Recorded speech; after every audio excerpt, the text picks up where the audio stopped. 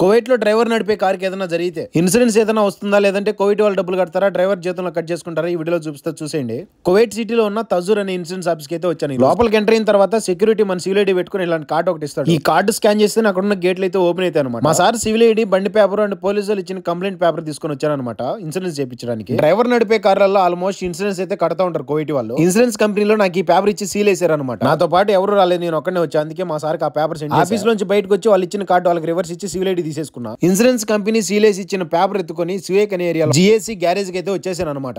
ఈ పేపర్ ఎత్తుకొని ఆఫీస్ లోపల ఉన్న రిసెప్షన్ లోకి వెళ్తే సిస్టమ్ లోకి మొత్తం డీటెయిల్స్ అన్ని ఎంటర్ చేసేస్తాడు. కార్ కి ఎక్కడ యాక్సిడెంట్ అయిందో వచ్చి చెక్ చేస్తాడు. అందరితో వదలకుండా కార్ చుట్టూ తిరిగి చిన్న చిన్న డ్యామేజ్లను కూడా మార్క్ చేసుకుంటారు అనమాట. చెకింగ్ అంతా అయిపోయిన తర్వాత మన దగ్గర ఒక సిగ్నేచర్ చేయించు 10 నుంచి 15 రోజులు బండి వాళ్ళ దగ్గర పెట్టుకొని నీట్ గా రెడీ చేసేసి ఇన్సూరెన్స్ కన్నా ఎక్స్ట్రా డబ్బులు ఖర్చు అయితే కువైట్ వాళ్ళే కట్టుకుంటారు. కొంతమంది డ్రైవర్ జీతంలో కట్ చేసుకుంటారు. చిన్న మిస్టేక్ చేసినా జీతం సంకనాకపోతుంది. జాగ్రత్తగా నా కార్ అయితే గ్యారేజ్ ఇచ్చేసి ఆ వీడియో కామెంట్ చేసి ప్లీజ్ లైక్ అండ్ సబ్స్క్రైబ్. ఉంటా.